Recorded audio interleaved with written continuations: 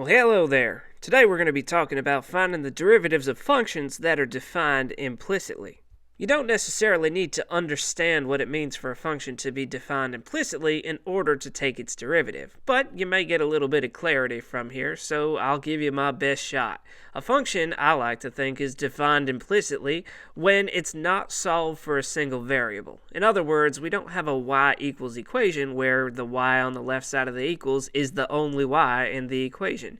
Your variables are all mingled together, and maybe they're on both sides of the equals. Who knows? But I digress. We don't really care about that here, right? All we care about is, can we take the derivative? And the answer is, yeah, it's pretty close to taking the derivative like you normally do. The only difference is, once you take a derivative, you got to put a differential next to that derivative. In other words, you got to put a d, whatever variable you took the derivative of, over dx, or in a lot of cases over dt, depending on the context of the situation. Just remember to put the differential. Once you've taken the derivative of everything in your equation, then it's just a matter of solving for whichever differential the problem is asking you to find.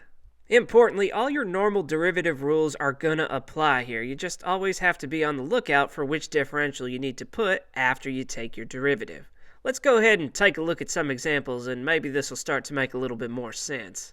Our first example asks us to find dy over dx when 3y is equal to 3x squared plus 7y cubed. Normally, if we're looking for dy over dx, we just take the derivative, that's it. But the problem here is that we got y's on both sides of the equals. That's going to kind of muck things up a little bit for us. Not too much, though. It's only going to take a little bit of algebra for us to be able to get the dy over dx by itself. So we're going to start by following the steps that we set up above. Start with doing d over dx to both sides. This says that we're going to try and take the derivative of the function exactly the way that we see it.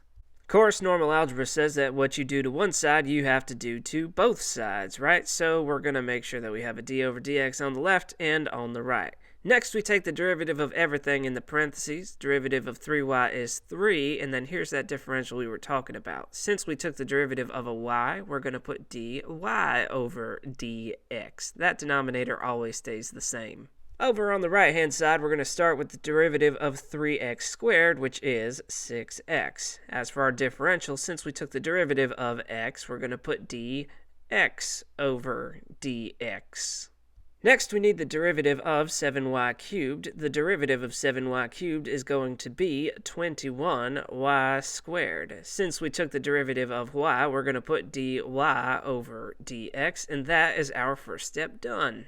Couple pointers for you. This dx over dx here, anytime you divide something by itself, you get 1, or they just cancel out. The other thing is we got dy over dx is on both sides of the equal, so we're going to want to move one over to the other. Our best bet is going to be to move the one from the right-hand side over to the one on the left-hand side, and this is why we're subtracting 21y squared times dy over dx from both sides. There is a point to this, you're going to see it in a second, but first things first, those cancel out, and on the left, now we're going to have something that looks pretty complicated, but is going to simplify real nice. 3 times dy over dx minus 21y squared times dy over dx, and that is all going to equal our right-hand side of just 6x. Now, we have a dy over dx in common between these two terms here. That means we can factor that out. We're going to factor out the dy over dx on the left. That's going to give us dy over dx times 3 minus 21y squared. See, I told you it was going to work out nice. Is equal to 6x. Now, this is multiplication going on between these two things here, so we're going to divide both sides by the stuff in the parentheses.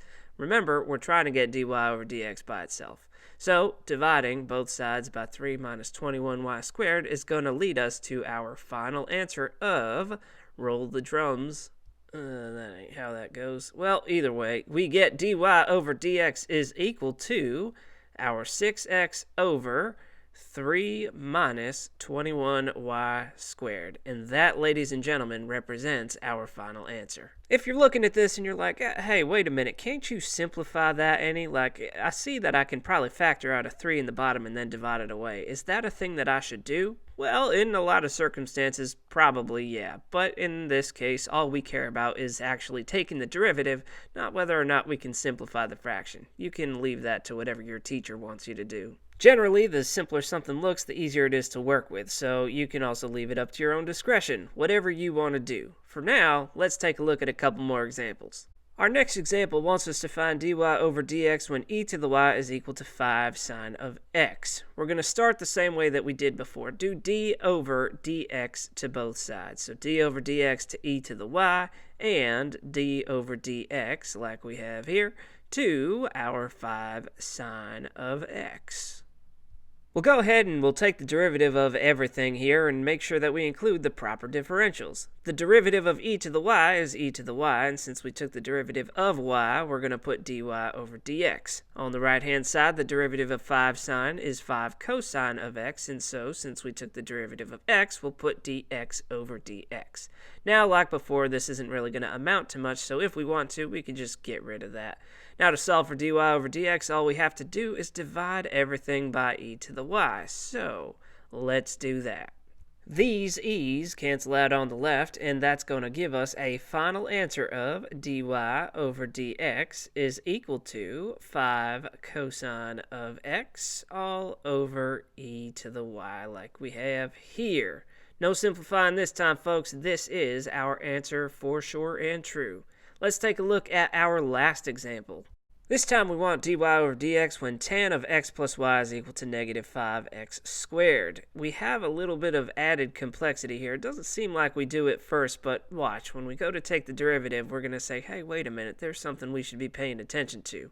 In any case, start the same as we always start. Do d over dx to both sides. You'll take your derivatives and put your proper differentials. Alright, so what's the weird part? Well, on the left-hand side here, we're going to have a chain rule, right? This isn't just regular old tan of x or tan of y. This is tan of x plus y. Our inside is weird. Derivative of tan is secant squared. You keep the inside the same, so we have secant of x plus y. You're going to multiply that by the derivative of the inside function. Derivative of x is 1 times dx over dx, since we took the derivative of x, but yeah, again, who cares about that? Let's go ahead and get rid of it straight away. Derivative of y is equal to 1, and since we took the derivative of y, we're going to put dy over dx there. And this is our left-hand derivative. Thankfully, our right-hand derivative is pretty easy here. Derivative of negative 5x squared is negative 10x. And hopefully you'll notice that our secant squared and our derivative of the inside are being multiplied times each other. If we want to get dy over dx by itself, let's divide by the term that doesn't have dy over dx in it. So that would be our secant squared of x plus y.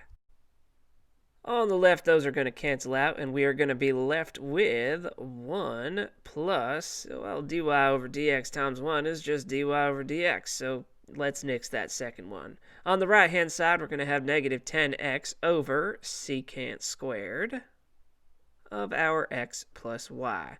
Now, to isolate the dy over dx, all we got to do here is minus 1 from both sides, and that's going to get us to our final answer. That was like super duper easy there, folks.